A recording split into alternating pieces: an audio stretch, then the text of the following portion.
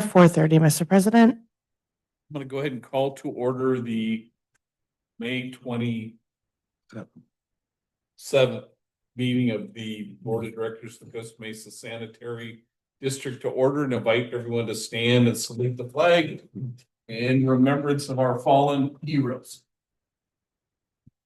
I pledge allegiance to the flag of the United States of America and to the republic which stands one nation under God, indivisible, with liberty and justice for all.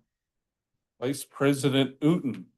Yeah, I was gonna get, I had some new prayers that I looked up on the internet, but they're home. So anyone that wants to join me in the serenity prayer, feel. God grant me the serenity to accept things that cannot change, courage to change the things that can, and the wisdom to know the difference. Amen.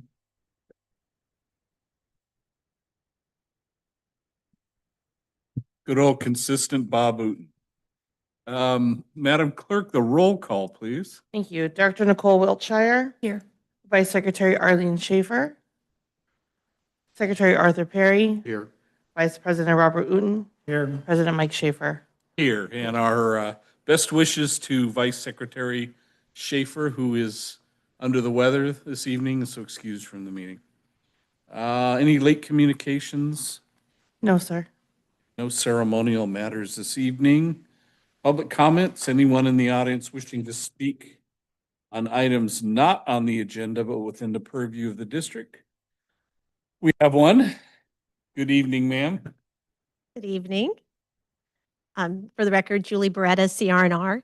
I just wanted to come to the board and provide an update. After the last study session, we met with Director Wiltshire regarding some congestion and traffic on Santa Ana Avenue, if my memory serves, between Fair and Santa Isabel. I think those are the streets. It's about Santa Ana Avenue in general. Santa Ana Avenue in general. So anyway, so she expressed her concern, also recently shared a video whereby more so later in the afternoon, anytime after 2 o'clock, there's a lot of congestion with our drivers servicing on that street, many cars backed up behind the truck. So I wanted to come to talk to the board as a whole to let you know that starting Thursday of this week, we've rerouted all of the customers on Santa Ana Avenue to first stops within their routes. So for the residential trash, recycling, and organics collection. So our goal is to be off Santa Ana Avenue by 2 p.m.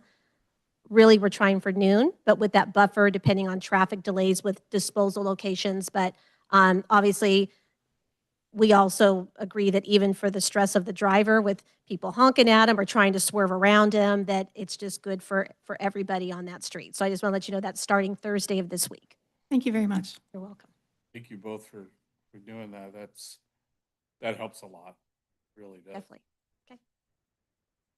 Okay, any other public comment? Seeing none, we will close that portion of the meeting and move to the consent calendar.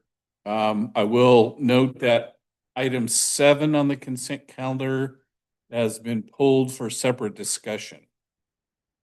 Move the balance. Second. We have a motion and a second discussion. All those in favor? Aye. Hi. Opposed? Motion carries 4-0 with 1 absence. Item 7. Scott, you want to take that? Thank you, Mr. President. As you know, it's about 5 months now since we implemented our source separation collection program, which is the blue lid recycling cart, where recyclables are separated and processed and sold to the markets. 5 months into that program, and we have not paid a single invoice to CRNR for that services. And the reason is because we're finding data that's been misapplied or not verified on the invoices. We can't verify if they're accurate or not. And so I wanted just to bring that to your attention, that we are working with CRNR to resolve that. And if you have any questions why that is, that's why we asked Julie to be here today, so you can maybe ask her some questions. But I wanted to bring your attention that so far we have not paid any invoices for recycling services at this time. So we're hopefully get that resolved soon. What is that potential total, do you know? I don't know, because I don't know the accurate the data is. I don't know. So I don't know who, I should ask Julie or ask you. Do we know why? A few variables. So let me get to the whys and then I can share some meetings that our team had with staff last week. So a couple of things we found out. One is one of the girls that has done our billing with us, she's a 19-year employee, left the company in March. And so what we were not aware of leading up to that was there was some errors in tickets or misapplied. So when we started the program, some of the drivers, and I think it was just habitual for better words, they were still coding their tickets as trash. It goes into what we call our system, a productivity system, where they code it as trash, but those loads had actually gone to the recycling center. So we found even in the months of October, when the first cart delivery started and then the recycling program started picking up, that we actually underbilled the district because we weren't accounting for these misapplied disposal tonnage tickets. So that's pretty much what it's been. We've had some issues with different truck numbers, some confusion, but this one young lady that was with us for so many years didn't alert a lot of us to some of the things she was working on. So we kind of found we were playing catch up. So last Wednesday, we finalized the numbers from, and Marissa can correct me if I'm wrong, from October through March. And then our staff had a call with Marissa and Angela last Thursday, Wednesday or Thursday of last week, supplied all the documentation. I think we've got it all figured out, but I know staff was going to take that information after the Zoom call last Wednesday and then determine if they validate or agree with all the data and then send it back to us if they thought there was any other corrections. So I will add, we weren't reviewing for corrections. We received a list of all the discrepancies. So yes, they date back from October through March, and they include misapplied organics, landfill waste, and loads from other agencies that were applied to our recycling invoices, as well as loads that were not applied. So we received basically a list of what we were billed for, what shouldn't have been included, and then what will now be included. And then we're supposed to receive updated invoices for each of those items, along with weight tickets and an updated diversion report to be able to verify all of that data. We haven't received the diversion report invoices yet, but we have the kind of outline of what the corrections are that are supposed to be coming. Those changes retroactive to October? They'll be going back to October for landfill, organics, and recycling because there were a few misapplied landfill and organics charges, and then it will remove anything that doesn't belong to the district, add anything that was not applied, and then we'll need to verify that against all the weight tickets, which we don't have yet. And going forward, I appreciate the dialogue between the two parties. I mean, they're gonna have to do that. That's taking place, I assume. Yeah, and we made Going some for- changes, yes, and institute some new processes going forward. So this is reviewed on a daily basis just to make sure that everything is tying out to what the load was, where the disposal site is, where they went to. So we put some processes in place for that as well. Can we get a report by the study session as to where progress? Yes, Report By definitely. the study session? Yes. Else from the board? All right. Thank you, Julie. We'll need a motion then to approve item 7. Second. Second, Are we looking for approval? Got it. Okay. Oh, so yes. All right, all those in favor? Aye. aye. Opposed? All right, item 7. Look forward to hearing. Thank you. Okay, consent calendar's done. Let's go to Scott, your report's item number 1, please. Thank you, Mr. President. Caitlin Tran will be giving this report. Good evening. Good evening, Mr. President and members of the board. In preparation of the June 30th, 2025 audit, the auditors have issued an audit engagement letter outlining their responsibility under the General Accepted Auditing Standards, the Government Auditing Standards, and the State Controller's minimum audit requirements for California Special Districts.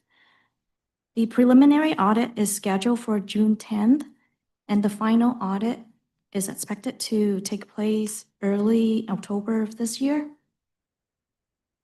The financial statement will be issued toward the end of the calendar year. Staff recommends that the Board of Directors accept the auditing or the auditor engagement letter for the fiscal year 2024-25 audit and authorize President Schaefer to sign the letter on behalf of the district. You ask him to sign the letter now or wait until the final audit? Now too, so that we can start the audit. What year is this with Negro? So we're the fifth year. Which year? First year. Fifth year? This is I was thinking, so typically don't we look at changing or not changing necessarily, but don't we look at the contract every 5 years? Right, so. But we'll have a new contract from them and others. Yes, so after this audit year, we'll go out for RFP. They may be selected again with a different, under different partner. Okay. Saying that you would still go with the same company with a different auditor? Is that what you just meant? Well, depending on the RFP and It's possible we could. Okay. So we do an RFP, we do the review of the proposal, and it's possible we could hire the consultant again. It just depends on what the proposal we receive. That normal process? Yes, we've always do this every 5 years. We always, I know we're gonna change, but I thought we changed companies also. it's just been the way it happened. Every time we changed the RFPs that came, that determined best value. And so we awarded those contracts to consultants that submit a proposal that we consider as best value. And it's just been different every 5 years we've done it. this is our second turn with them, isn't it? Didn't we have them several years ago? We would contract for 2 years and then 3 years extend if we want, and this is their fifth year. Okay, any other discussion or questions for Caitlin on this? Let's see, You need a motion. I'll make a motion to accept that you sign the letter. I'll second it. Motion and a second. Then the motion is to authorize me to sign the acknowledgement and agreement. All those in favor? Aye. Opposed? Motion carries 4-0 with 1 absence. Item 2. Thank you, Mr. President. Diana Wick will be giving this report. Good afternoon. He's getting off easy tonight, isn't he? Passing it along. Pass the ball. As part of the preliminary biennial budget presentation on April 15th, staff proposed adding 2 new positions to support district operations. Staff is requesting authorization to post those positions prior to formal board approval of the 2025-26 and 26-27 biennial budget. This will allow recruitment to begin before the new fiscal year, enabling new hires to start shortly after the new fiscal year begins. To recap the 2 new positions, the first one is the Administrative Assistant 1 in the Solid Waste Department. This position would support daily administrative and customer service tasks. It frees up the proposed solid waste manager to focus on compliance, strategic planning, and program oversight. It will improve service delivery, public responsiveness, and regulatory reporting. It improves organizational productivity by performing clerical and administrative duties in alignment with the position's scope. And then the second position was for an additional electrical and instrumentation technician in the wastewater department. And this position handles preventative and corrective maintenance for electrical SCADA systems, reduces dependence on contractors and improves response time, supports succession planning, infrastructure reliability, and regulatory compliance. It enables senior staff to focus on CIP, system upgrades, and high-level operations. The financial impact would be both positions are included in the proposed fiscal year 2025 through 2027 budget. And staff is recommending that the board approve recruitment in advance of the final budget adoption on June 23rd, 2025 at the Board of Directors meeting. And that concludes my report. If you have any questions. I do. Do we have anybody in the field right now that could qualify for that position? In the electric. I don't know if we have any wastewater maintenance 1, 2, or 3 workers that would qualify for that. I get to know because that it's a very technical position, and so we're looking for someone that has at least have some experience in that. It's extremely technical, and it requires a lot of training. And so I don't have anyone in there that can just jump into that position right now. The new position to oversee what's happening now and have the technical advantage to know what to do. It's not so oversee. It'd be more of assisting our. So right now we have two staffers that are managing the pump stations. It'd be an additional resource to help them manage and maintain the pumps. Are there a number of people out there with that qualifications? It's going to be challenging. It will. I have to admit, it will be challenging because it is a technical position. So we'll be lucky if we can poach someone from another organization. But it's going to be difficult trying to find that. I'll be honest with you. So. What about Orange County Sand? Do they have qualified people? They do, and we let them know we're recruiting. And so hopefully if we can get someone from that organization, it'd be great. Yeah, they do have some qualified people over there. When we do recruitments, we always send it out to our, we belong to an Orange County HR consortium, and we always send the job recruitments to them so that they can let members of their agency know about it. Position like this that's so technical and does require that, do we I know we get these once a month or once every couple of weeks, the CSDA notices, job openings. Do you send them to them? It depends on what the position is. For this, we would advertise with CWEA and other relevant agencies. I don't know if CSDA necessarily would, if it's a free advertisement, we'll advertise anywhere. But if we have to pay for it, we try to stick more with. The private sector has some qualified people too. I mean, our current staff members that are managing, we have the two that are managing, they came from the private sector, and we've been extremely fortunate to have them come over here. Yeah. And so the private sector also, we try to recruit from the private sector as well. That's, again, where we got our 2 employees right now. Alan, is this position legal to do? I mean, or do we have to put on the advertisement that the board hasn't approved these positions yet? Well, for actually, both positions are current job descriptions the district has. And so we would not make a job offer. We would just apply, review applications, and then we would not move forward with the process of making a job offer until after. It was after July 1st. But we would like to at least start the process because it can take a while to get the right applications and weed through them and just filter through. But if the board did not, at the June board meeting, if the board said, changed our minds, we don't want to hire these positions, then we would stop the recruitments. What I'm suggesting is the applicants need to know by an asterisk or something on the position description that these positions have not been approved yet, so that somebody doesn't. Yeah, we could put on job description pending board approval. We could put something on there, not a problem. Yes, definitely. Okay.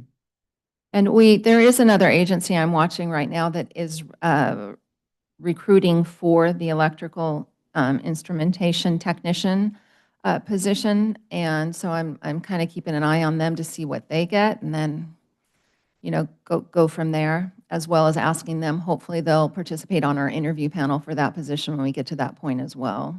You know the name of that agency? The name of the agency? City of San Clemente. Does Costa Mesa Water have a position like this? No. They don't have nearly as much instrumentation, probably, as we do. They have quite, They do. they have quite, but I don't know if they might have a position, but I don't know if it's titled that way. We didn't look at their job descriptions. It would be lucky if, this is kind of the time of the year where people are leaving, graduating schools and colleges and things. I don't know if there's technical training or degree programs and these kind of things. I I would think the waste or the solid waste technician, you'd think that would be a course of civics. Remember that young lady we had from Irvine that was doing the program? Hopefully, there's some of that type Well, of candidate out there. This position doesn't require a college degree. However, there is a technical study program at Santiago Canyon College, Right. which is basically right across the street from where I live, and they do have a certificate program for the wastewater profession. And we have recruited from there before in the past. And so, There you go. So we get one of those boards that you can sling around, and the general manager can stand out in front of Santiago walk College. right across from my house. Walk there. Job opening, Yes. apply within. Yes. Well, this is a pretty highly technical. I would have been. The instrumentation, the second position is pretty highly technical. And there may be some that would have an associate arts degree or a 2-year degree. Yeah. Or at least training. Right. And or working in the field and not happy with where they're working and. I think it's a good idea. We need to do it. Yeah. Just they define the right person. Exactly. Because I think Molten Miguel Water District had one. Yes, I think they have, They had a full-time guy that. I think Irvine Ranch might have one too, so they have a couple as well. Well, I don't believe you better put much hope on getting Orange County Sand District. Their compensation is at the 75% level, and we're probably more like something lower than that. Always hope. It's a much nicer place to work. Less pressure, Here. less pressure. Oh, well, but they should put that on the, on the form. We can just let us handle this for you, Diana. We can Thank get you. creative. Have at it. Okay, then we need a motion to approve the implementation of these two positions for budget consideration. I'll make that motion. I'll second. Okay, we have a motion and a second. Anything else we need to put in there just to get started on the recruitment, right? For the budget and to get, yeah. Questions? All right, all those in favor? Aye. Opposed? Motion carries 4-0 with 1 absence. Good luck. Okay, item 3, Scott. Thank you, Mr. President. So this is a continuation of reviewing and discussing the development of our fiscal year 2025-30 strategic plan. The board has met twice already to review the draft of the plan. As you might recall, the board performed a SWOT analysis, which is the strength, weakness, opportunities, and threats. We did that on January 13th. And then the board reviewed our mission and vision statement, which the board has agreed to remain as is. So our vision statement is leading a community that is free from solid waste and wastewater pollution. And our mission statement is to protect public health and the environment for current and future generations. After we received our comments from the board, we did share the SWOT analysis. We did a SWOT analysis with staff, and we also, staff discussed collaboratively on our vision, mission statement, and our core values as well. And so we got some great, good comments and feedback from staff. Everyone likes the vision and mission statement, as I just mentioned. The core values, as I mentioned, we talked about that as well. And then last Wednesday, we shared our draft plan with the Citizens Advisory Committee, and they had a couple of interesting comments and suggestions, and on the screen here are some of those suggestions. So what you see on the screen is our core values, the words in red, and the new core value efficiencies. That's what staff and the board has agreed to up to before we met with the CAC on May 21st.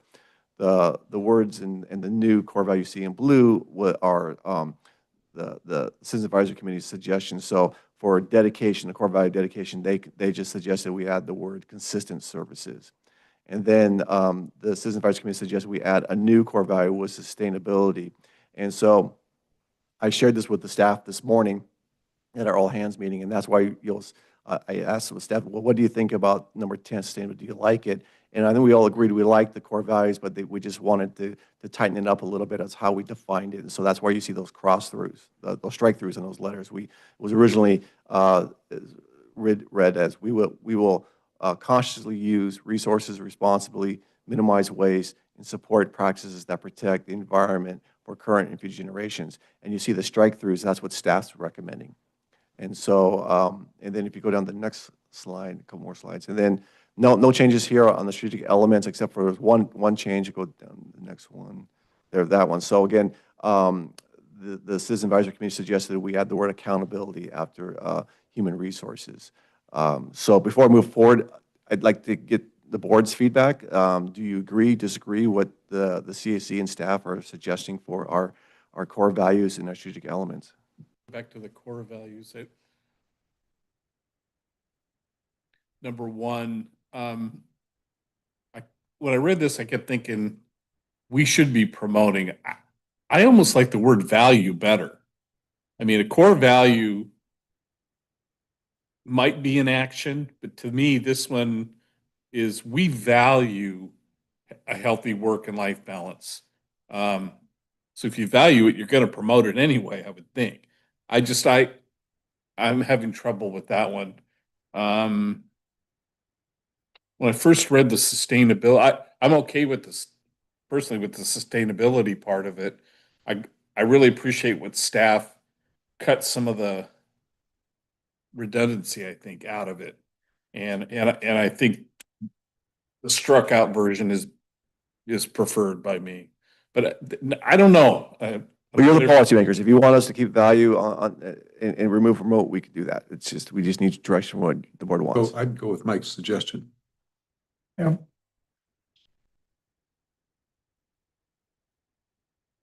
What about two? Is that an addition with a consistent? Yeah, so the consistent was the word recommended by the Citizen Advisory Committee. Just add that word to dedication. I'm trying to remember what the reasoning for that. Were you at that meeting? Yeah. Nicole and I were both. Do you remember, Nicole, why they wanted that? But it makes sense. I Be mean, consistent? yeah.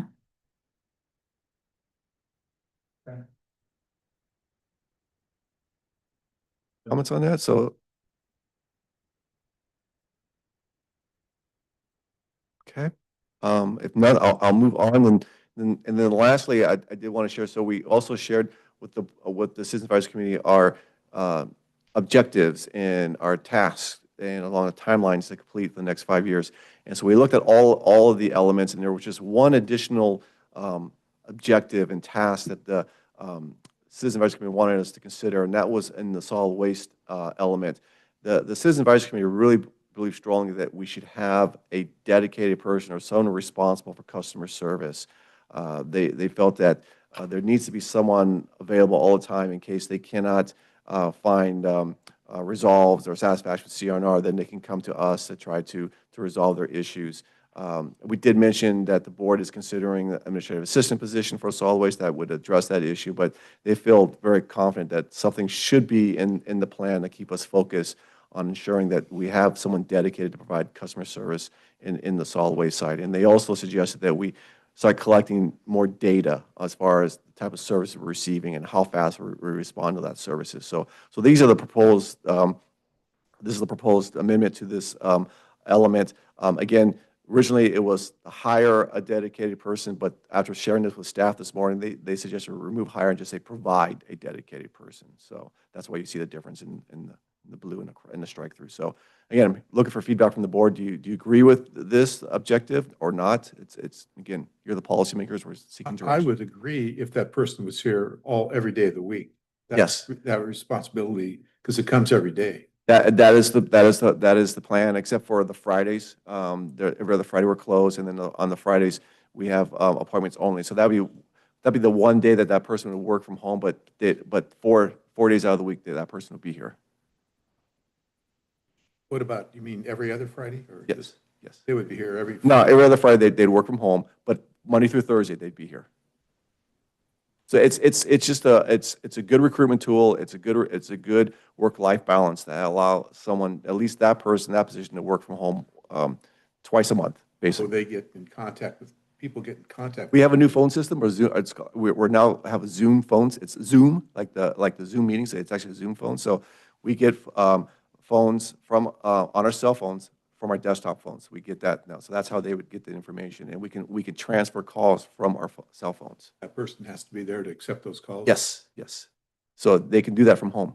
I think what Art is asking is if we could get 5-day-a-week coverage every week. That's what. Yes, that's- the answer is yes. They will be, not every day, because every other Friday we're closed. But those, I know, not 9 days out of 2 weeks.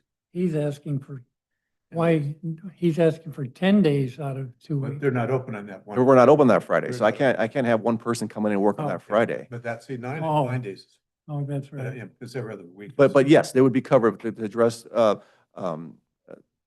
Secretary Perry's question, yes, they would be covered 9 days during that pay period. So yes, they'd be covered. But with one Friday at home, Yes. Yes. that's. They'd still be, the service won't be diminished. They'll still be covered. But having a way to evaluate that based on the calls that we get. We get complaints from the public saying, hey, you get a call from the district staff, or it wasn't fast enough. We would hear from the public if they're dissatisfied with our service. Do you know whether you get many calls on, or do you know which day you get the most calls? Most of the times, the most common way that the public's communicating with us is on GoGov, is through email. It's really, that's how they're communicating with us, because that's a 24/7 type of communications. So that's easy for us to now we have documentations, and we have documentation when we respond to those complaints. That is very common. Whenever someone calls in to complain about the services, it immediately goes to CRNR. They have the call center. They have 60 employees there at the call center. And if they can't get it resolved at that level, if they're unsatisfied with this level of service, they would either call us or they'll email us, and then we'd take immediate action. We'd follow up with CRNR how to get it resolved. On those Fridays that the staff isn't working, I'm still not understanding. Is there some way to have the call go through to CRNR? Yes, it still goes CRNR, and management still gets those emails, and if we have to respond and step in on those days off, we do. Have we had many of those? No, doesn't happen very often. Leads me to my thought on providing dedicated person, that whole alliteration up there. Do we need to put in something that ties that person to the vendor, to CRNR? No, In other words- no. I think what's the citizen advisory wanted a staffer, wanted someone dedicated here at CMSD to provide customer service. Basically to assist CRNR with customer service. Will they have other functions also besides that? Yes. So that's the administrative assistant position that was in your budget. So they would help with special events. They would help with outreach efforts. They would help with data, obtaining data, submitting data to the state. They'd help Marissa do the day-to-day stuff. Do you have any idea how much, based on the number of complaints, and it's, X number of minutes to answer the phone call and then find out how to take care of it. Do you have any idea whether it's a 6-hour a week? Well, phone calls a little more challenging. That's why the Gov outreach is beneficial to us, because then we can track how long it takes to resolve it. Because we know the day and time it comes in, and then we track when it's resolved. That's why we really prefer the Gov outreach method, because we can track it. Phone calls is a little harder to track. We're going to start tracking phone calls and the type of services, but how long it gets resolved, it's a little more challenging.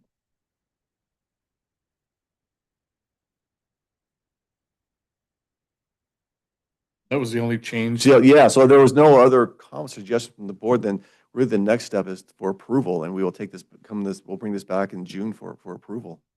Yes. I had suggested that a work plan be developed based on this that has the dates that an objective needs to be accomplished. So we don't put specifically dates because we put a year on there. That's the kind of timeline we're trying to No, shoot. okay, yeah, well, that would be okay. But then, since you know what year it's going to be, you could at least put that down in 2026, instead of ongoing. So I'm talking about the ongoing ones. I Okay. would, sometime you're gonna have to decide when that ongoing thing, when some actions have to be taken. Sure. And it could be more than one action. And so what I would suggest is in the future, and maybe on this, those actions have deadlines. And that would basically just expand the strategic planning, but you're gonna have to tell us sometime via the work plan, which I would hope to get, when we approve this, sometime you're gonna have to decide on a date or dates. And that means you're gonna have to figure out how to do those ongoing things, either that or get rid of them. I have a question. Do we look at this every year? Look at it every quarterly. I give you a quarterly updates every 3 Then months. We should, like Bob suggested, we could have a year on it. And the following one would make suggestions, goes to the next year instead of ongoing. What's what Bob's saying. Have a finite date. Because you're going to be looking at it quarterly anyway. Right. Have a right. date to see, and then it can be ongoing and with a date after that. Yeah, I'll sit down with staff and I think look that's at what all Bob was the, saying. So we have a finite date. so we'll look Yeah. at, I'll sit down with staff and look at all the ongoing task and see if we can set a year to And it when. may be that you have to break that task down, a little further, Sure. because they'll have different dates if there's 3 tasks. Anyway, That's what this education does. They do it by year. They don't do it ongoing because, Right. Right. because we had to do one of these every year. anyway, Thank you for that. Good suggestion. yeah. Anytime. I know. You're available for that? Is it- No. Bob's Um, right. Are we opening it to questions about the whole thing or just the changes? Whatever you. You do whatever you want, the whole thing, whatever you want. Yeah. I have questions. So do you guys have ideas yet for the lockable recycling carts? No, so I think, did I put a date on there? I think there's a, The 2026. yeah, so I don't have any idea. So that's what the 2026 tells, okay, for the end of the 2026, we need to come to the board with some suggestions. Okay. How do we do it? How can it be funded? Can it be funded? What will it look like? So, no, the plan here is just these tasks and objectives is to just keep us on a path on what we need to achieve. Okay. Have you brainstormed anything yet, or is it just an item? Okay. And all I have is from what we've done in the past history. So we've done it in the past, but Oh. they weren't the blue lid cards. We did it, I think I want to say 2011, but a good 10 years ago we did it. Yeah, we had a locking. system. Yeah, and it was quite receptive, quite positive. Why don't we have it now? Because it costs money, more money to the lockable lids are different. Did we pay for those? Or did CNR just provide them? And again, so I have to look back. I think we paid for them. We paid for it. Yeah, remember. Can I ask Julie a question? Do you guys have those 2 other districts, those relockables?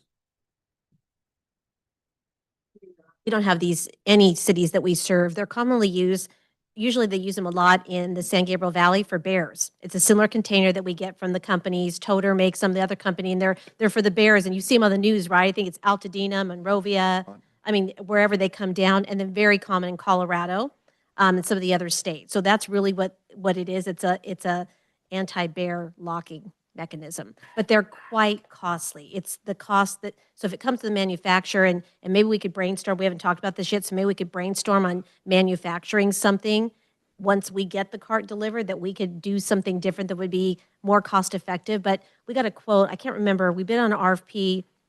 They wanted something in there for anti-scavenging, and when we called the manufacturers of the carts, I want to say it was like $150 more for the cart versus just the standard size cost of a cart. It was ridiculously priced. We'd have to come up with some alternative, I think, to make it worth the while. Why were the locks introduced in 2011 for the regular carts? Because I think the people were concerned about identity theft. Okay. So people are going through trash, so that was a big concern. And so the carts would be locked and the lids would be open by gravity. So when the truck lifts the cart and tips it over, then the Mhm. lid flips open. So you don't have to unlock it you can't lift it, right? Right. But you have to really tip it over. They make the lid flip open. Well, how does the resident open it to put their trash in it? Well, the resident has the key, Oh, but like say a scavenger or someone, a thief, cannot lift the lid up without the key, right? And so that's why they want to do is prevent any kind of identity theft. so this is something that is not necessarily things that residents have requested. This is an effort to capture all of the recycling, right? Yes, let's try to deter from scavenging, correct? So I'm curious, I understand that the recycling is, we get the recycling and we get the revenue from the recycling, or CRNR does, and then that pays for something, right? Yes, so the revenues from the recyclables received from CNR offsets the cost to provide that program. Do we know what the amount that they get from the revenue is versus what they're paying for? We do see the revenues, but you also gotta understand the recycling market is very volatile. So they have the good years with the bad years, and there's the years where they lose money, but they don't apply that to us. So because they lose money, it doesn't mean they're gonna start raising our rates. So it was in our there's been discussion that should we start accepting revenues ourselves, but this board's made a decision, no, because of the volatility of revenues, that CNR should take on that risk. And Okay. so, but we do see those numbers of the revenues that they come in, and if you'd like to see, we could share that with you. I like that. I'm just concerned about giving residents an extra step when it doesn't necessarily benefit them directly. Like, you're giving them a key, but like, why do they care? Why do they care if their recyclables get stuck Because, in their- because again, you're right. There are people who won't care, but there are people who do care. There are people that are dead against. They understand that when people take those recyclables, it could affect their rates. And so there are people that will call us, hey, I got someone going through my trash, going through my recyclables. I don't want that, And so you're right. If we do go to lockable carts, we're not going to be distributing 30,000 lockable carts. It's just based on, if you want them, they're available. Oh, okay. Oh, it's upon request. Okay, got it. I think one of the things we ought to do is have David, and he does this already probably, but as David's out in the field doing the enforcement, Mhm. code enforcement, I don't know if his report that he does at study sessions specifically say, I caught this scavenger taking stuff out of the blue cart. Odds are that's where they're getting Sure, stuff, yeah. obviously. Mhm. But maybe if David could provide a little more information on what's happening, so we get a feel for if the blue carts are being scavenged. Well, They obviously are. he provides that report to you on a study session, so we can ask that question, what's he seeing out there? And so, That's what I kind of think we ought to Mhm. do. It's funny about the keys. That was one of the first things I said was, I know what I do with keys. Yeah, I mean, so if you lose the key, sorry. right. Well, we're not, we don't know what the general populace thinks of this idea. So when the survey, maybe we could include it in the survey, Hmm. Agreed. and then we'd have a better feel for, yep, that's a good point. We could do that. It's funny, we do get, or I know I've got neighbors that'll say something to me about, where does this stuff, putting all the stuff in that blue cart, where does that all go? Yeah, Who gets the money for it? right. So I think there is a level of interest out there, but overall, I think, I agree with you. I think people say, it's in the bin, I don't care where it goes, just, Or I lost the key, so I'm not recycling anything. Yeah. Going into the regular garbage. Yeah. Yeah. There's something about signage. Let's see. What are the anti-scavenging stickers? What are they going to say?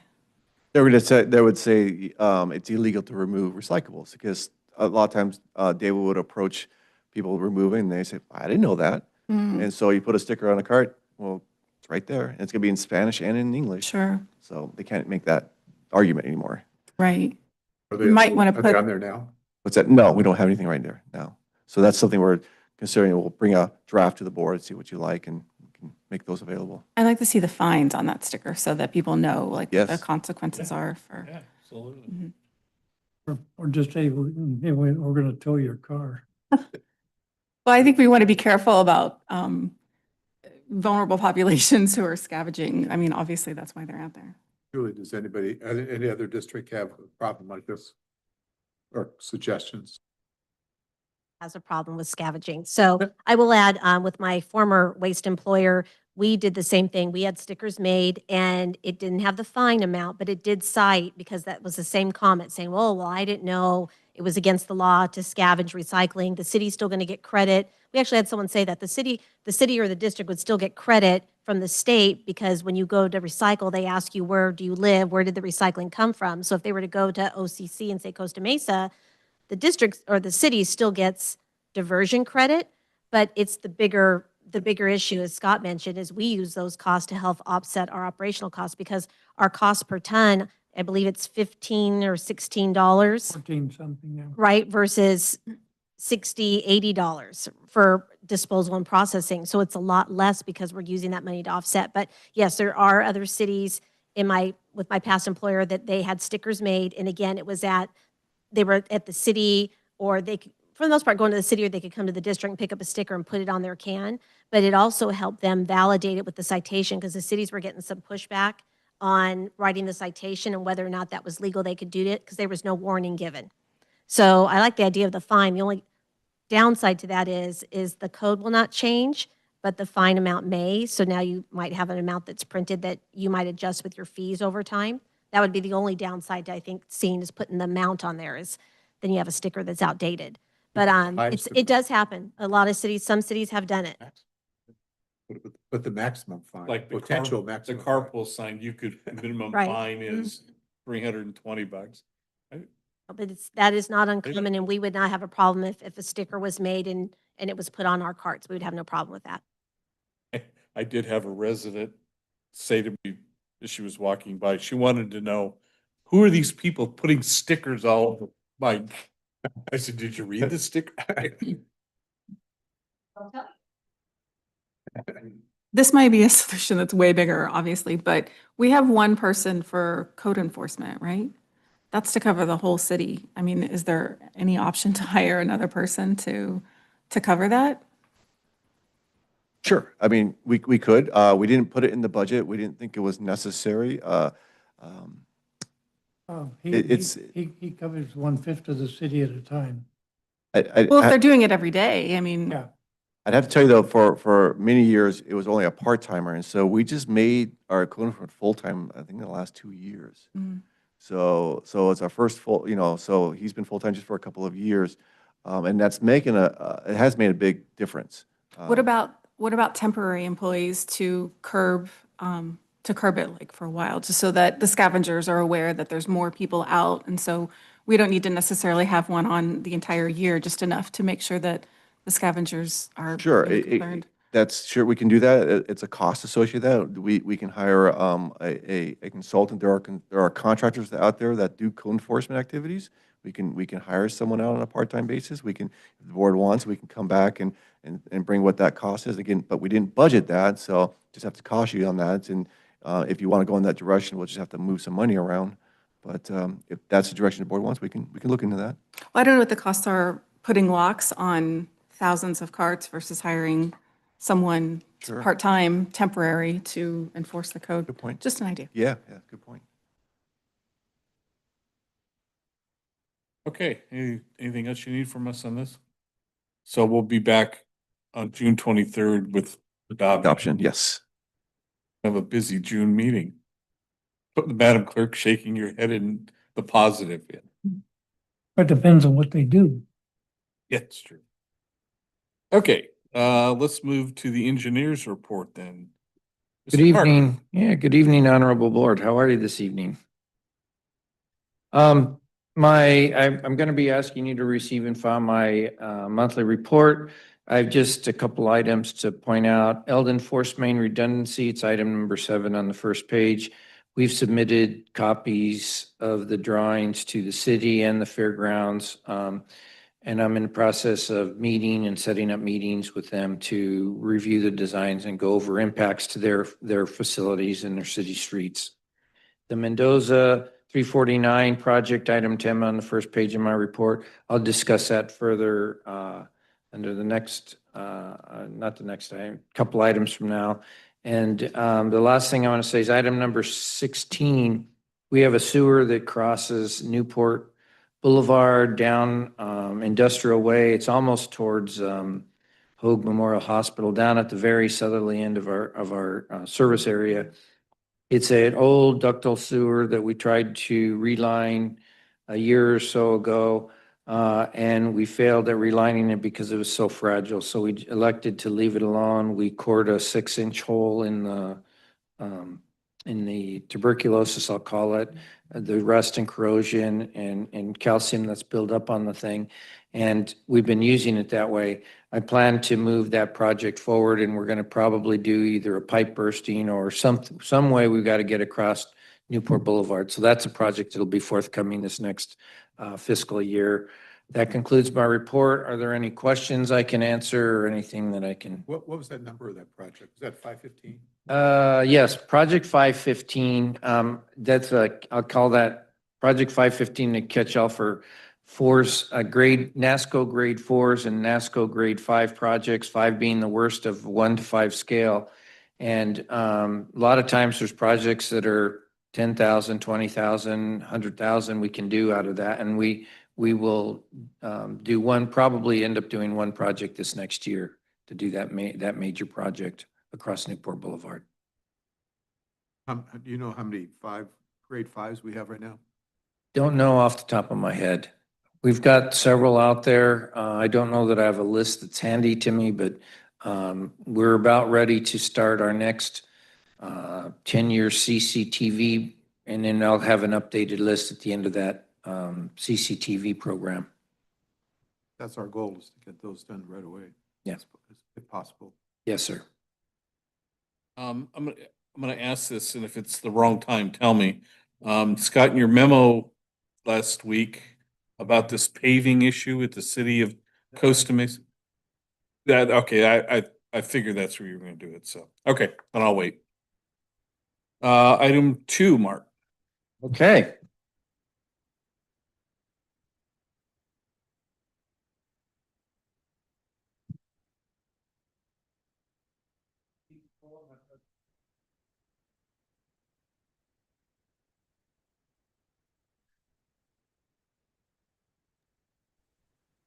Well, good evening again. I've got, I believe, Anthony Ilowski. He's with RDN. He's a consultant that prepared this study and developed the proposed permit and fixture fees for our agency.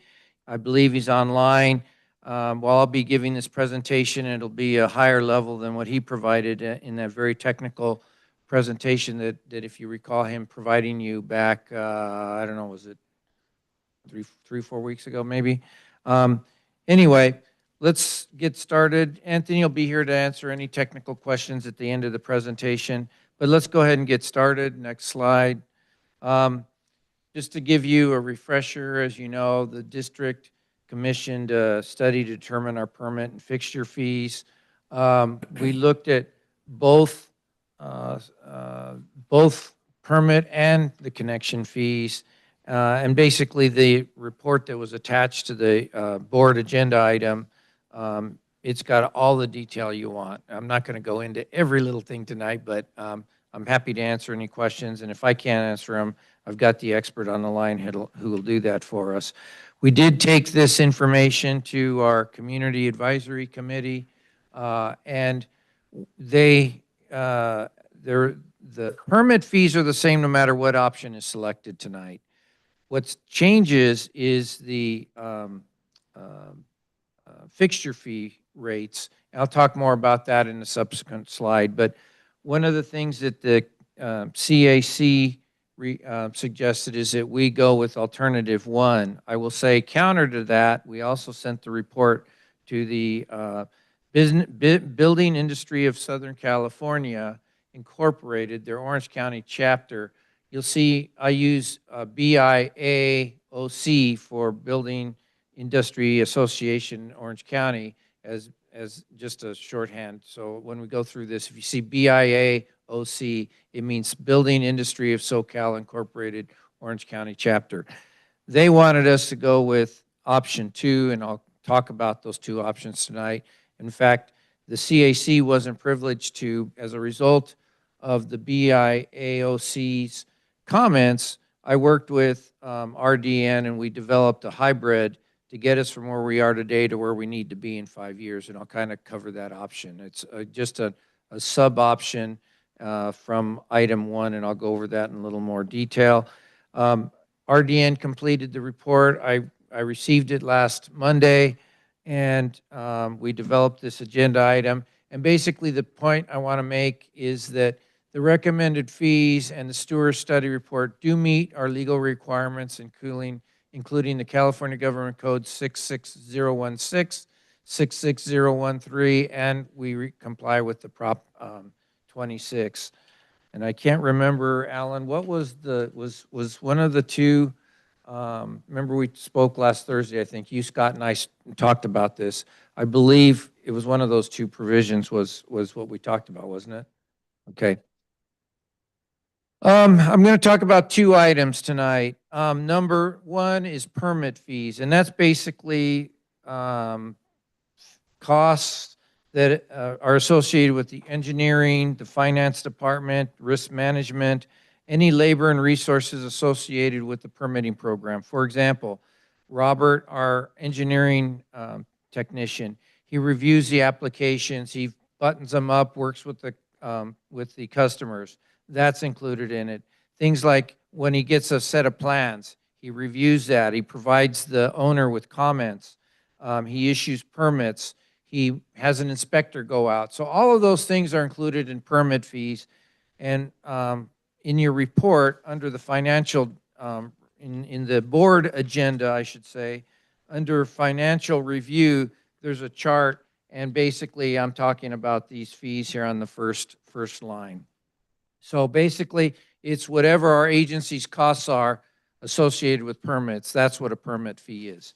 As opposed to fixture fee, which is an interesting calculation, and it's basically a fee in order to buy in to any spare capacity, I'll call it, in our system. So as an example, when a pipeline is designed and constructed, the design engineer might say, gee, I need 100 gallons. But let's say that 100 gallons requires a 6.5-inch pipe. Well, they don't make a 6.5-inch pipe, so we install an 8-inch pipe. And so because we only needed a 6.5-inch pipe, we would have spare capacity. And so when there is spare capacity, because they don't make unique pipes for every situation, that spare capacity, even though the ratepayers at that time paid to install that pipeline, what we're doing is basically repaying that system that was installed. That's what the fixture fee is for, and it's basically a fee more or less to capture the cost for that spare capacity that we happen to install. Okay? Go next slide. And let's talk about permit fees. Go on to the next one. We currently have 13 fees. It's this first row here. And this sewer permit is basically applied to every single permit. So if I were to leave that off, I'd get a call from Caitlin. She'd say, hey, you forgot the sewer permit fee again. And she would make me charge, no matter who it was or matter what it was, that $140. All the rest of these are specific to the permit that's being requested. So in other words, if somebody wants to annex, right now they'd have to pay about $2,800. If somebody wants to get a new restaurant and they have to apply for a food service establishment permit, and we're going to charge them for that. And so these other fees, depending on what the permit application is, we'll charge them one of these or several of these various fees. Okay? So that's basically where we're going. Let me go back one. So what's going to happen is today, for example, we charge $140 for the base permit fee. What we're proposing is to move up to $180.45. And then in year 2, it's going to go up somewhere in the neighborhood of about 7%. Next slide. So what we want to do is move to the first year program, which will be next fiscal year, that fee would be $180.45. We have not, our agency has not raised fees in either 10 years or 12 years. It depends on which fee it is you're talking about. But what's happened is these fees are not paying for the program today. And so what happens is any extra time that staff spends on permits comes out of the general fund. And we want this program to be paid from these permit fees. Because why should, our Director Uten, who's got a home here, why should he be paying for a permit fee when he has nothing, he's not doing anything with his house and not doing anything with his sewers? So we want the building basically to pay for anything associated with that permit program. So that's what we're trying to do here. So when we don't increase fees every year, to cover cost of living and other things, then we start getting behind. So what we're building in for this next 5-year program is an increase every year for a 5-year period, after which we would have to redo the study. We'd come back to before this board. But for this next 5-year program, we're talking about COLA of about 3%, merit at 5%. While everybody probably is eligible for a merit of 5%, the likelihood of everybody getting a merit increase is probably not going to happen. So this is worst case. And then we have contract labor, which we base on construction cost index. And for the last 10-year period, it's been about 4.4%. So when you look at this, it's about 7% increase to go from here to there, to there, to there, to there, 7% on average. But it's different for different things. For replacing trench and pipeline, this is about 5.2, 5.3% thereabouts to go from, year 1 to year 2 to year 3. So it increases about 5% every year. The reason why it's less than this is based on district labor. Some of this is based on inspection labor, which is based on prevailing wage. And typically that goes up at the same rate as the construction cost index. So that's why this one is going to be a little bit less, because it's mostly our inspector going out and looking at the pipelines. Okay? Next slide, please. Let's talk a little bit about fixture fees. Go to the next slide. This is a little more complicated for me anyway. Basically, we're going to use several pieces of information. The first one is sewer value. So what we have to do is take the sewer value when it was built. So let's say most of our sewers were built in the 60s and the 70s, or even the 50s. We would take that value, we subtract depreciation, and then we divide that number, this system value, what did our system cost back then? We divided by the system capacity, that's from the master plan. And for this particular study, it comes out to about $3.08 a gallon. It's in the report. And then, so for the sake of the customers that paid to install that pipeline, what we're going to do is charge the people that are buying in and using up that spare capacity, we're going to charge them about $3 a gallon, depending on the appliance, the fixture, the whatever it is. And that's what we're calculating here. And the only time someone gets paid these fees or charged these fees is when they're expanding their house, adding a bathroom, putting in a double sink instead of a single sink, that kind of thing. We figure out what the fixture unit capacity, for example, a toilet is multiple fixture units, probably 2 to 4 depending on the toilet you get, where a faucet, bathroom faucet is 1 fixture unit as an example. And so we look at that, and then we take where did it go? We take our plumbing code standards and the Uniform Plumbing Code Appendix M, and we look at those factors to come up with what we are going to charge for fixture fees. Let me think here. Plumbing code fixtures. Okay, we took these fixture fees, and I'd mentioned we took it to the BIAOC, and we took it to the Community Advisory Committee, and of course, the the Community Advisory Committee wanted us to go with option one because they felt that developers, property owners, people that are expanding their properties really should pay their fair share. And I'll explain why we think that option one is the right one, and the one that I was originally suggesting. The BIAOC recommended adopted alternative two because, of course, it produces a smaller fee for the fixtures, but I don't believe, after working with RDN, I'm not sure that they really represent the costs as accurately as alternative one does. I'm going to actually propose another alternative, what I'll call 1A, in just a little bit. But go to the next slide, please. This is ENR, Engineering News Record. They publish a construction cost index every month, actually. But this chart shows that from 1955, when our agency was founded, or I'm sorry, well, we're in 1944, but OCSAN, I guess, was 1955, but it's to today. And you'll see the ENR has increased from below 1,000, and we're probably, I'm thinking we're somewhere about 9,000 or 10,000 today, actually. But this is the last, I'll say, probably 21, 22 is when you see this sharp increase. We didn't just take from 21 or 22. We took from 2013, and we averaged that out, and we came up with about a 4.4% increase to come with the escalation factor going forward for the fixture fees for the next 5-year period. Next slide, please. Now, there's two options. Option one, it uses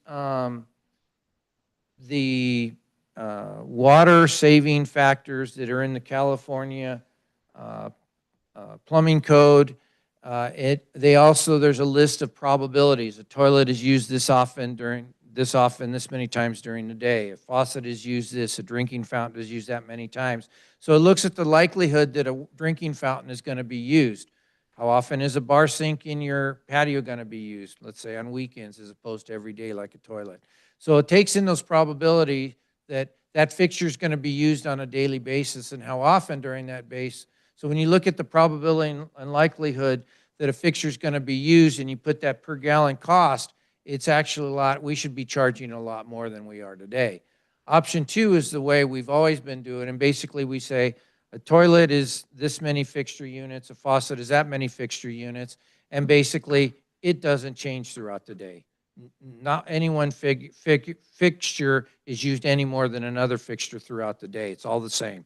It's not really a practical way of looking at it because that's not how it's really used during the day.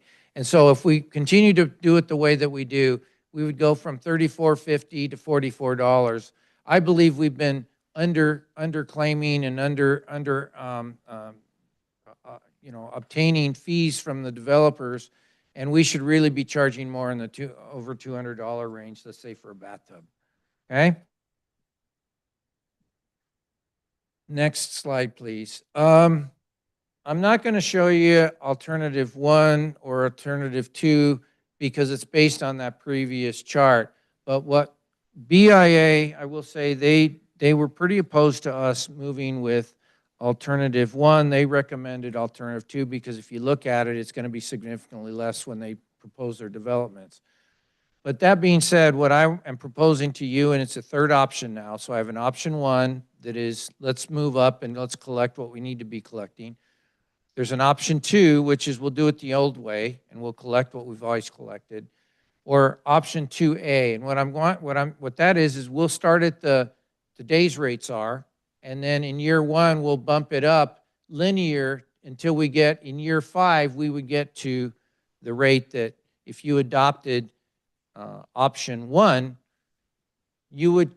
that bathtub would cost the developer $294 on their project in year 5. So instead of jumping up to 230 some odd bucks in 2026, I'm saying let's step this up over the next 5 years and go from where we are today to where we need to be at year 5. Then after that, we'll continue on with the 4% or 3% or 2% cost of construction index in the next year, 5-year study. We'll figure that, what that escalation factor should be, and we'll redo that factor in a 5-year period. So I guess what I'm saying is alternative 1A, we basically step, in addition to escalation factor, we also step our way up until we get to where the fees need to be in the last year 5 of the 5-year fee proposals that I'm putting out for you today. Next slide, please. Currently, City of Brea is the only one that has adopted the new methodology. Our option, these 3 cities are currently using that. Other cities use a flat rate per fixture. There's actually Yorba Linda, they do charge, they have 2 development fees. One is per length of curb that you have in front of your house, and that's to pay for the sewer there. And then they have another fee based on fixtures that pays for the capacity within that sewer. And then I think Yorba Linda is looking at option 1. I think City of Anaheim is looking at option 1, and there might be a couple other agencies that are looking at moving to option 1, because when you look at the probability and statistics of what people do and the habits that they make, it's really more accurate way of calculating these fees. Next slide, please. I'm going to be asking you to receive and file the study report that was in with tied into your package. That's the first thing I'd like you to do, is receive and file the fee study report dated May 19th, 2025. Second thing is, effective July 1st of 2025, adopt the 5-year permit fee schedule. And then item number 3, my recommendation would be, effective July 1st of 2025, adopt the alternative 1A 5-year fixtures fee. To me, it kind of steps us up through that 5-year period to get us where I recommend we should be. That concludes my report. May I answer any questions that you have? Yes, sir. Have you discussed this with Scott? And do you have a feeling about it? I concur with district engineer's recommendation. The 1A? Yes. Okay, so we had a budget presentation recently, and the one thing that always sticks in my mind is we spend what we receive, right? Hmm? Which of these? Okay, so let me stop for a minute. Mhm. So the permit fee, I'll come back to. I'm focusing more on the fixture fees. Which of those 3 alternatives puts us closer to our goal of spending what we get? In other words, to balance the budget, which option is the most amenable? These are a special fee that we collect for our system. Those fees, because they are a special collect fund, we cannot use them unless they benefit the entire service area. No, I get it. Yeah. I get it. But I don't believe we use those to balance the fund, balance the budget. I don't believe. I guess I'll refer to Caitlin.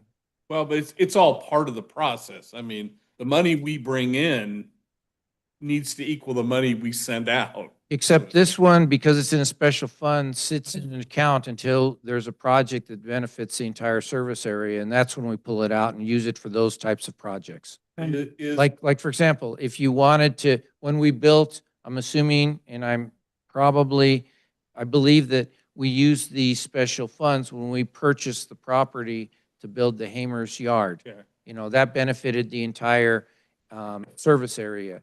That's just one example. If we had a main trunk line sewer that benefited the entire service area, we could use the money for that.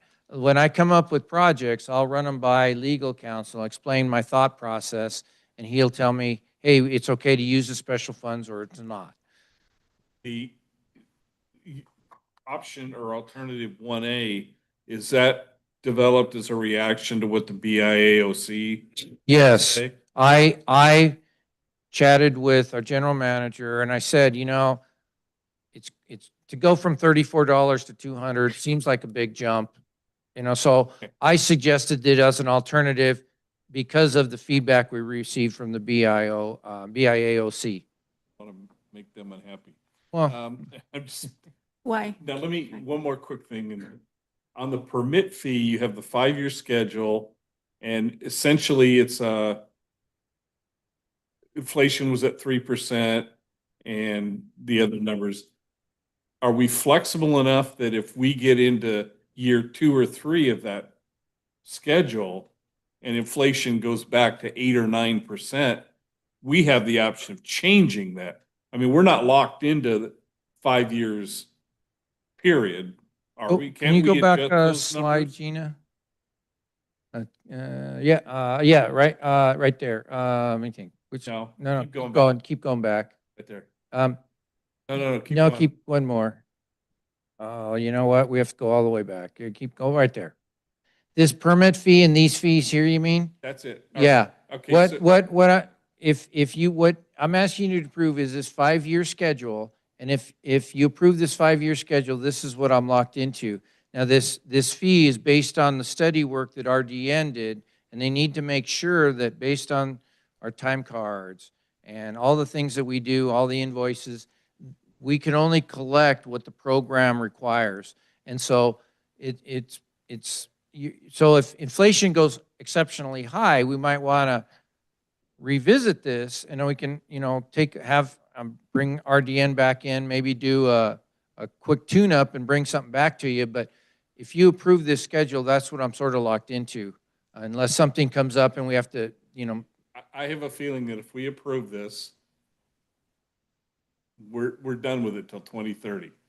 We'll never even talk about this until 2030. unless something's really out of kilter, either That's- really high or really low. That's what I'm That getting is at. true. That is, You have the flexibility of bringing this back and saying, you know what, 3% wasn't right. I mean, if we had another, during COVID, as I recall, or just after COVID, the cost of living really shot up dramatically. We kept coming back and tell you, hey, we can't award this. I need more money to make this award because construction prices were out the roof.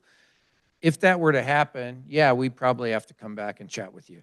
That's And Mr. President, if I could just add that as you indicated, the money goes into, a fixture fee is a capacity charge.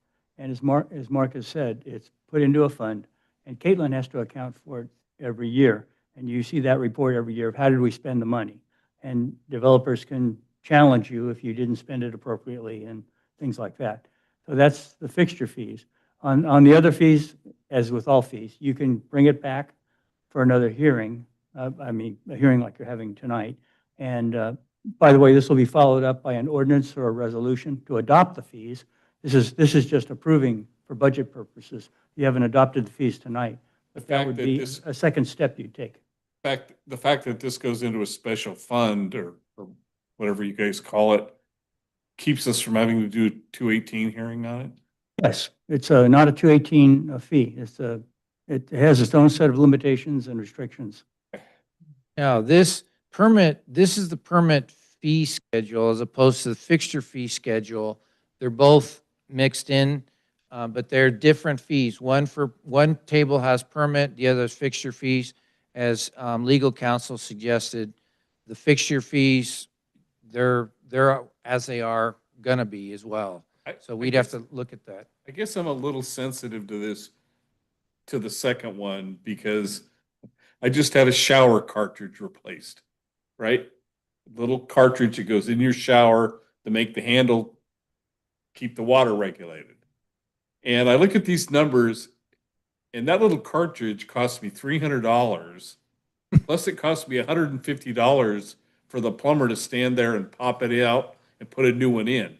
So I hope I'm not skewing this or discussing this the wrong way, but it just seems like we're not charging enough. That hate to be that way, but Well, I'm gonna say that we did study this. We looked at all of the agents.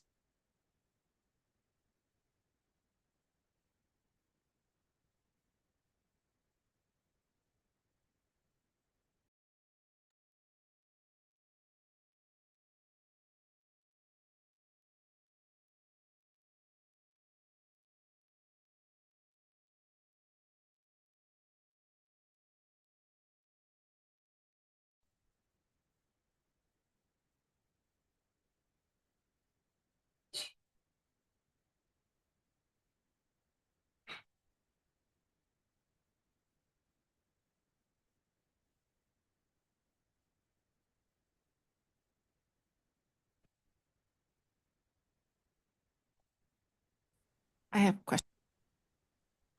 And I apologize for my blind spots in this arena. Who pays the fixture fees? Is it both residents and developers? No, well, yeah, anybody who expands their house, a homeowner that's adding a bedroom and a new master bathroom, they would pay the fees.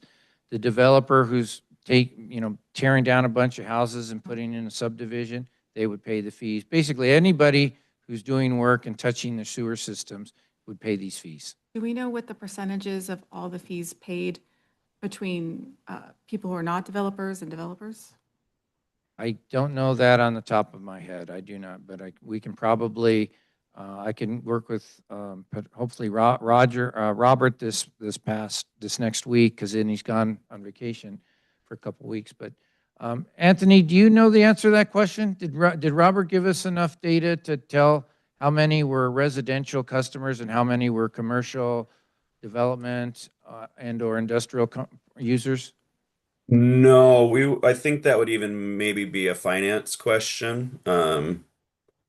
They probably have a record of which type of person would have paid the fee, but we did not analyze that specific data set. Well, I will say when we process requests for residential sewer permits, our fees are very small because it's adding one bathroom. It's adding this one thing here, one thing there. We really are collecting the money. The lion's share of the fixture fee money is coming from developers, commercial properties, and industrial users here within our service area. That I can say. I don't know the percentages though. There's been a slowdown in big developments. The biggest development recently was the one on Harbor and Wilson, big apartment building. Mesa, whatever they call it. Yeah. That's the biggest one that I can think The of. biggest one. There's been 2 or 3 of like condo complexes that have gone in on Santa Ana and Yeah. Mesa, I Yeah. think. Wait till they build the one by my house, the 7,000 unit, Wow. whatever that thing is gonna be. Other side of the freeway. Why would the BIAOC recommend option 2? Because it protects developers or? Yeah, they represent contractors, engineering developers, commercial property, big residential developers. They represent them. So presumably, if this is adopted by the board, they're going to pay more for the fixtures fees for their So the projects. developer pays it, but they're gonna put it on their invoice when they Sure. charge the resident or the owner, right? Yes, that's what they do.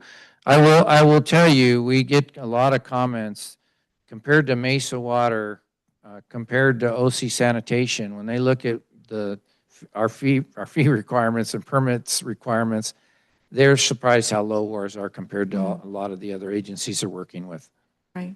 And the option 1A was designed to just like ease in the cost increase? That was my attempt to, not have the developer see the big jump from, say, whatever it was. Can you go back to that chart, Gina? It's about 4 pages. Keep going.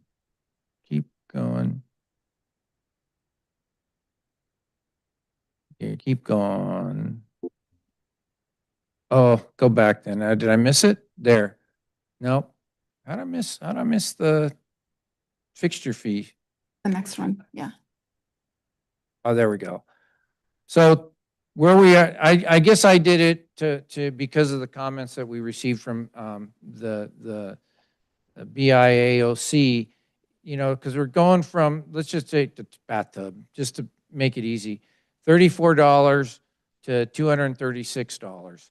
Of course, they're going to prefer going from $34 to $44.24 under option 2. But are we underestimating the value of our capacity?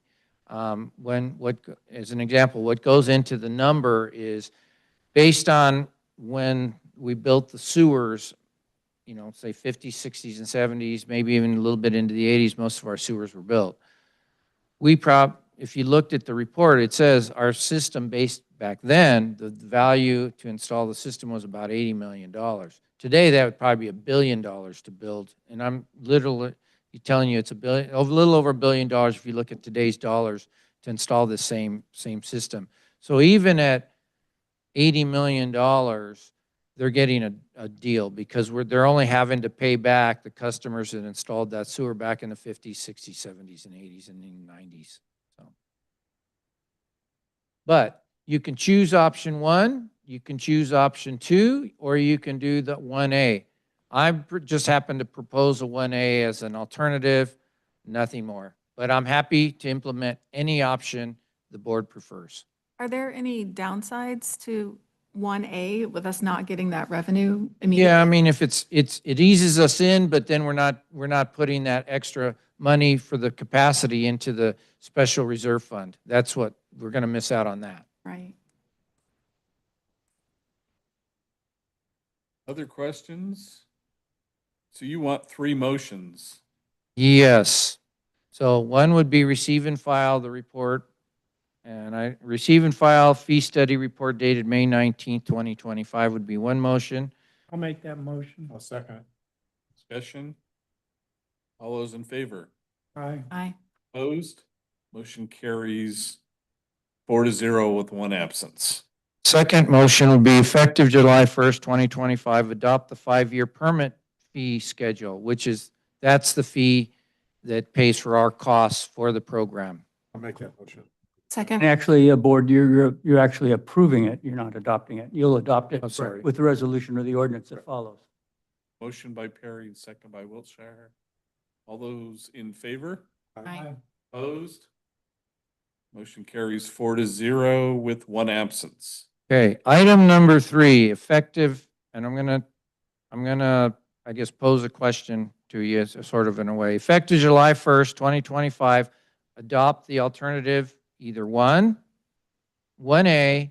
or option 2, 5-year fixture fee schedule. I'll move 1A. I'll second it. And that's also to approve it. I'm sorry, approve, it, yes. yeah, absolutely. I used the wrong word, sorry. Just a quick, I still think we should go with option 2. I think, anyway. You Further can vote dis- against it. I know I can. vote against this. We'll see how the vote comes out. We may have to change. I don't think so. We like to follow you, Mike. I'm okay. Discussion then, all those in favor? Aye. Opposed? Motion carries 4-0 with 1 absence. I got one quick question though. Yes, sir. The state of California at the hospital, Fairview Hospital, is breaking ground already. I mean, they're already tearing down the buildings where they're going to put the emergency center. I don't know if you guys know that. Yeah, But- I didn't know they were actually breaking ground, but Well, they're no, still working with. They're tearing down all the buildings that were there and taking up all the slabs. Yeah, Already started? yeah. But that's what I'm saying. And are we going to be able to charge the state for the same things that we're charging the public? Yes, Robert and I are working with the state's civil engineer on the sewer plan, proposed sewer plan for that.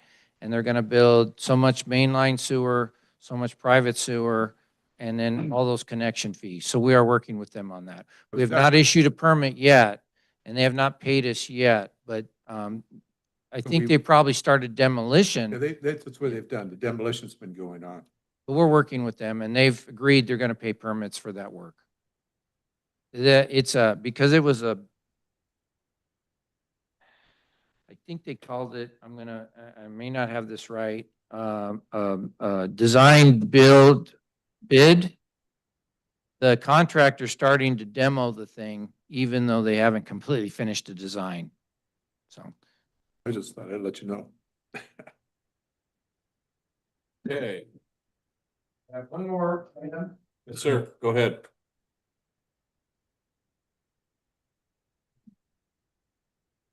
Yes, Anthony, thank you very much for helping. Thank you. Have a good one.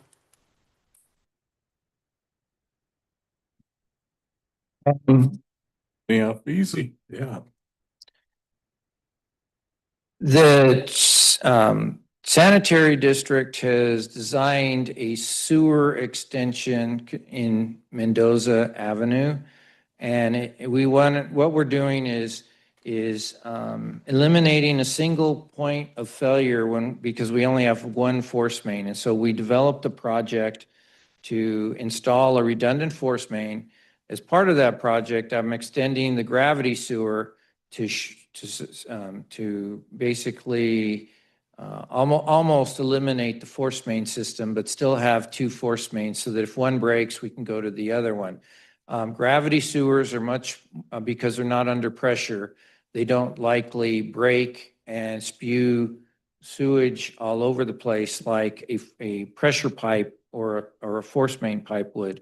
And so by extending the sewer, adding the second force main, we are improving the reliability of that station to bounce back from something that might occur, whether it's a broken pipe, an earthquake, moving something, whatever. The other thing that we're doing as part of that project is we're creating a sewer overflow so that if the pump station is inundated and shuts down for whatever reason, I'm hoping to give our staff more time to respond. So we're going to install an overflow to that same gravity sewer that I'm extending almost to the station. And that way, we have a half a chance of preventing a spill to the storm drain system. And the county has a major storm drain just to the south of our station there. So I really want to prevent that from happening. And so that's what the whole project is about. We sent the city of Costa Mesa our drawings 2 weeks ago or so. And they called back to say, oh, by the way, we're paving Mendoza. And oh, you have to wait 5 years to move forward with your project. And I told them that that wasn't going to happen. And because my recommendation is to move forward with this critical reliability and redundancy project. And that from a public and health and safety perspective, we really need to get this work done.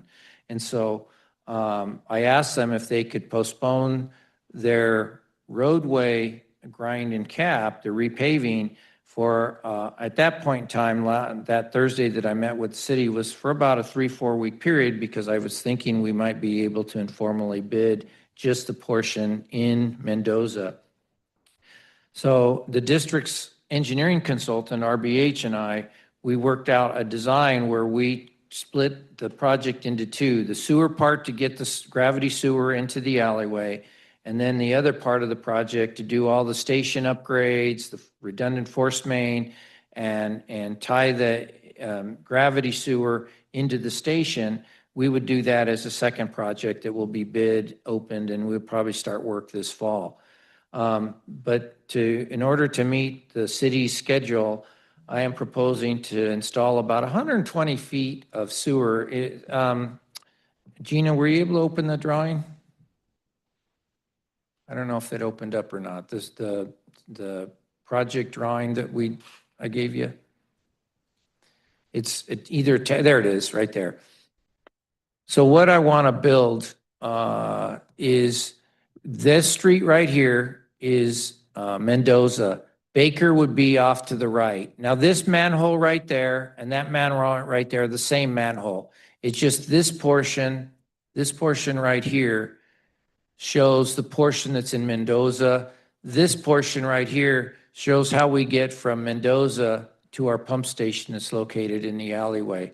So what I want to do is build the sewer from our existing, where the sewer ends right here. I want to extend the sewer into the alleyway, then stop. This is about 110 or 20 feet worth of 18-inch sewer pipeline in one manhole. I'm looking to pre-purchase the pipe and then the precast manhole components and place them or store them either at the yard or Mendoza pump station. And then the contractor will build, trench the sewer and install all the parts and pieces and get us in and completed before July 25th. In order to do that, we had to formally advertise because the engineering estimate for the work within Mendoza, which includes from the alley to this manhole. It includes that manhole and it includes the sewer pipe here, which goes all the way to our existing pipe. So to build that, it's going to require, the engineer's estimate is about 123,000 and change. But in order to do that, I went ahead and because I'm so close to the formal bidding procedure or the bidding procedure level, I elected to follow the formal bidding procedure on this project. So we had to advertise, we had to send it to the construction houses and professional things like the green sheet. And so it takes about 30 days to do that. So I elected to formally bid this thing back on the 19th. It got advertised last week. We sent it to the bid houses or the bidding houses also early last week. And so everything's moving forward. We will open bids. We're slated to open bids on Friday, June 20th. And then we'll take about a week, 10 calendar days or so to work on signing contracts, getting legal counsel signature on the contract, obtaining all the bonds, the insurances, doing all that. And I'd like to give notice of proceed. I think it's somewhere in the neighborhood of July 1st or July 2nd. And then we would push the contractor to get this work done no later than the 25th. I think he can get done by the 18th. But in order to do that, I will not have bids in time to take this to the June Board of Directors meeting. So I'm asking the board to give our general managers authority to make the award to the lowest responsive bidder in the amount not to exceed $140,000. So there's 3 or 4 things I need to ask you for tonight. Number one, and it's got to be the first motion, is to adopt the 349 Mendoza Sewer Extension project is categorically exempt per California CEQA Section 15302, Class 2. So that's going to be the first item that I ask you to make a motion and vote on. The second, items 2, 3, and 4 can also be a second motion, but it's got to be a separate action. And that would be to delegate authority to the general manager to award a contract to the lowest and responsive bidder in an amount not to exceed $140,000. Approve a 10% contingency in amount not to exceed $14,000. And then to direct staff to bring this item for ratification of the Board of Directors in the July meeting. So I'd like at least 2 actions to be made. Item 1, then items 2, 3, and 4, depending on your pleasure. May I answer any questions you have? Yes. Number 2, is the 140,000 going to be enough? What happens if it's higher than that? And we don't give him that authority? Can we give him 150,000? Yes, we certainly could. Because this is an important project. Yes, it is. And I'm fine. I'm very comfortable asking you to give him $150,000 or even $160,000 because we're going to give it to the low bidder and I've got to look at it and make sure that, it's the right cost for that low, but it'd be awarded to the low bidder. That would be my suggestion if we get to that part of the. Before we take an action on this, did I miss something about the paving with the city? Oh, yes, I'm sorry about that. That was the whole reason we're doing this. The city, as I mentioned, the city wants to pave Mendoza from Baker all the way down to its terminus, down towards the fairgrounds. Part of it is a slurry and part of it is a cap and grind. The portion in Mendoza from Baker to the storm channel, the county storm channel, next to the alley on the south side of the alley. So this is the alley right here. This is a storm drain channel. Paularino channel is right here. So from here to Baker, the city will cap and grind, and they were slated to start June 2nd. Last I heard, and when I spoke to the city last, at that point they are willing to delay their project. They are asking their contractor today, they were in a meeting with them and asking him to give a price for what would it cost to delay the cap and grind until we can get our project in.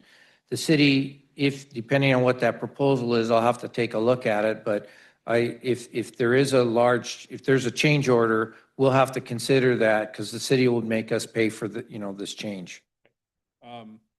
It kind of goes back to a comment, Scott, that you made in your weekly letter about, we had requested to be part of the meeting with the water district and the city, and the assistant city manager, who I think is gone, says, "Oh, we don't need you guys there."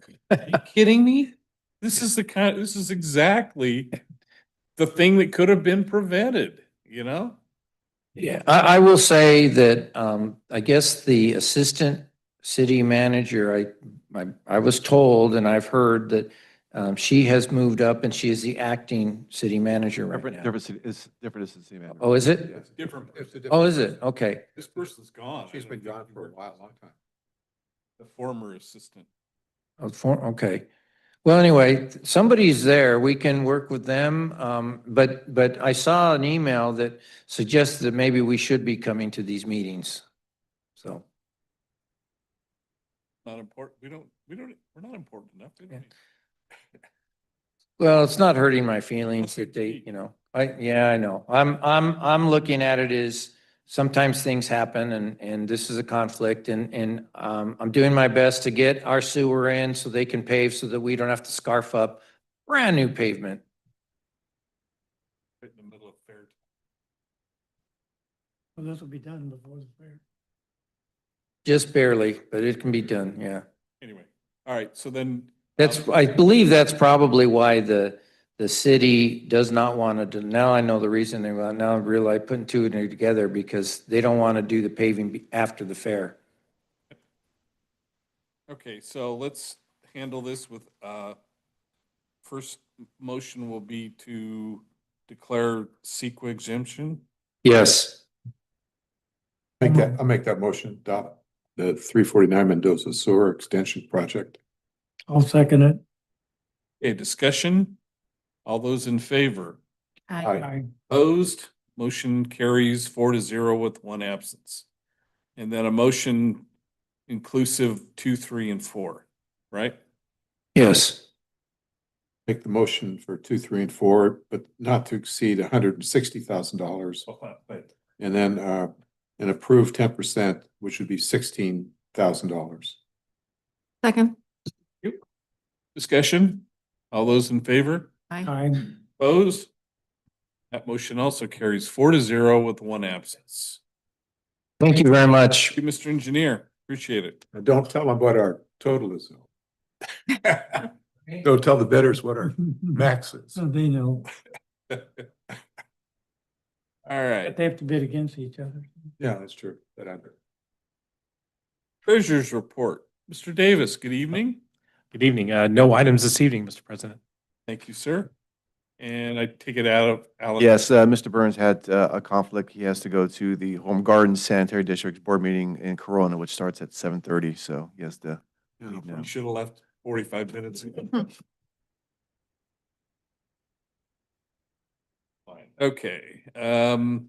Local meetings. Bob, OCSD? Well, the board meeting is actually this Wednesday, but they're doing their quarterly legislative update. They're actively in negotiations with, I think there's 4 contracts.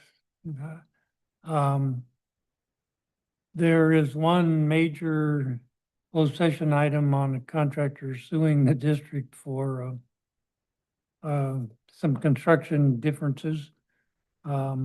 They're electing, or we'll be electing the board chair and vice chair. And I think we'll be nominating them, and if there's no second candidate, yeah, they'll be that person. Minor stuff, safety showers, elevator repairs, and a lot of small projects. Besides, the closed session seems to take up much more time because most of these items on the agenda are vetted in the committees and. Art? Hey, sorry, I went to the meeting last Thursday. We had a presentation by James Tyler from the county.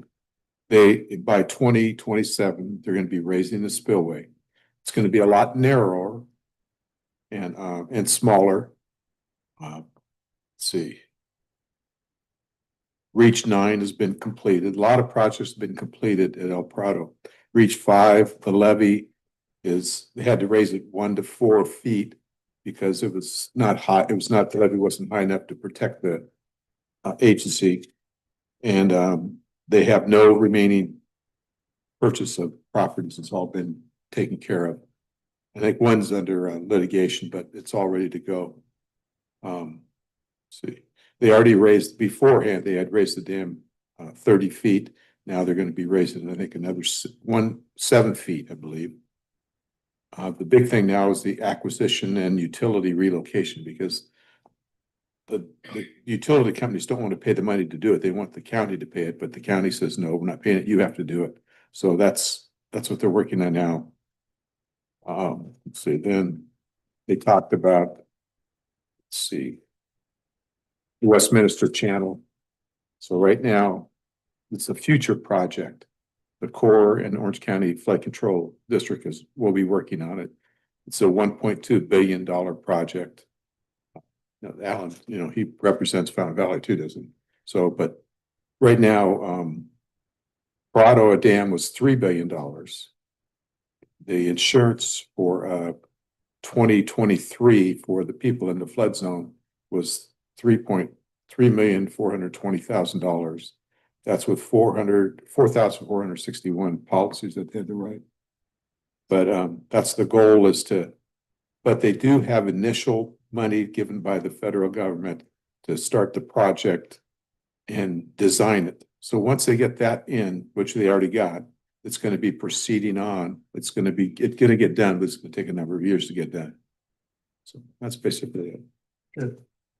And then Herb Nakasone, Herb, he's resigning in a couple of months. He won't be there. So there will be a new director coming in.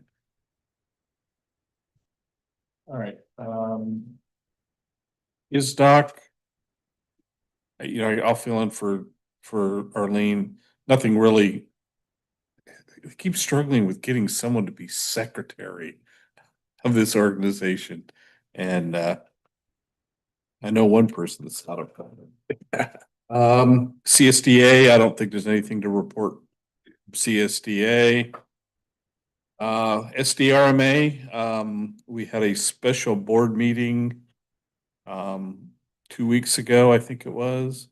And if I hadn't mentioned, I will now that we have an interim CEO. And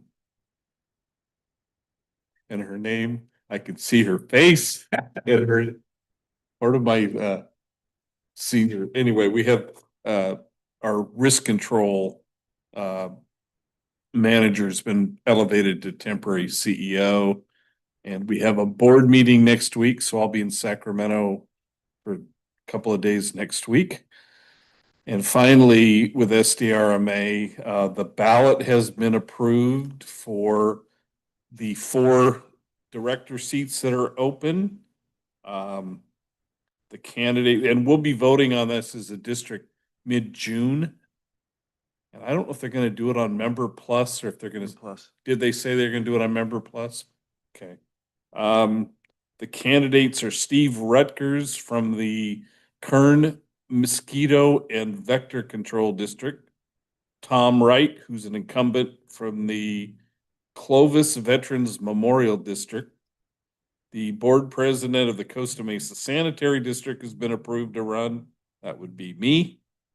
Robert Housley, the general manager at Midway City, who's also an incumbent. And candidate Virginia Chang Kiraly. She's a commissioner with the San Mateo County Harbor District. So unfortunately, 5 candidates for 4 seats.